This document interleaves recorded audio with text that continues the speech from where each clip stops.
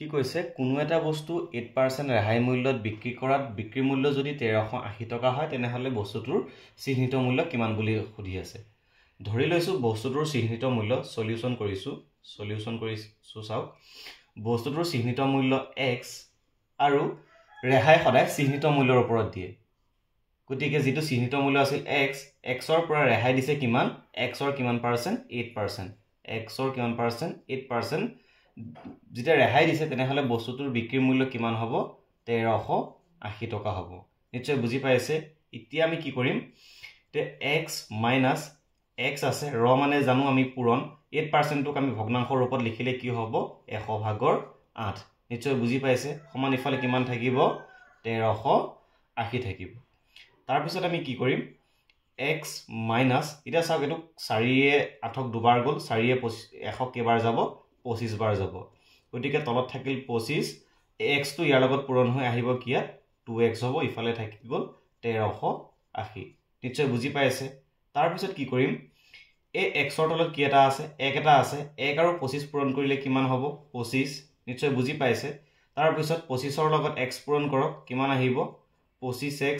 minus plus থাকিলে plus দিব ইয়াত যেহেতু মাইনাস আছে গতিকে মাইনাস দিম 1 ৰ লগত 2x টো পূৰণ কৰিলে কি হ'ব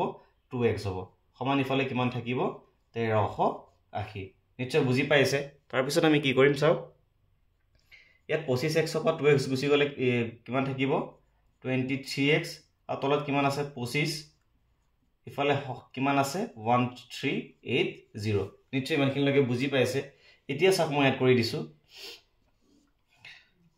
ইয়াৰ তলত কিমান এটা আছে 1 এটা আছে সমান চিন থাকিলে দুটা ভগ্নাংশৰ মাজত যেতিয়া সমান চিন থাকে তেনেহলে বৰ্জ পূৰণ কৰিব লাগে মানে ক্ৰস মাল্টিপ্লাই 23x ৰ লগত x যেতিয়া পূৰণ হ'ব তেনেহলে আহি যাব কিমান আহি যাব 23x এ আহি যাব 23x সমান 25 ৰ লগত এটো পূৰণ হ'ব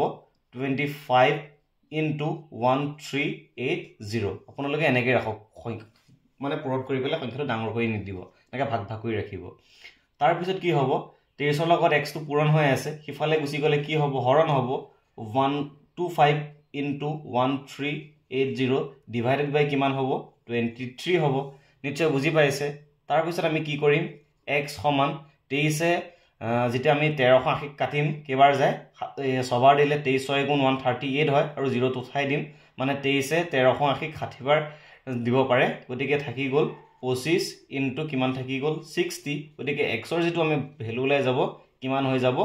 1500 হৈ যাব নিশ্চয় বুজি পাইছে গতিকে x এ আছিল আমাৰ কি বস্তুবিধৰ কি মূল্য আছিল চিহ্নিত মূল্য যেহেতু আমাক বস্তুটোৰ চিহ্নিত মূল্য বিচাৰি আছে গতিকে আমাৰ কোনটো অপচন শুদ্ধ হ'ব বি অপচনটো শুদ্ধ হ'ব বস্তুটোৰ চিহ্নিত মূল্য কিমান হ'ব লাগিব 1500 টকা হ'ব লাগিব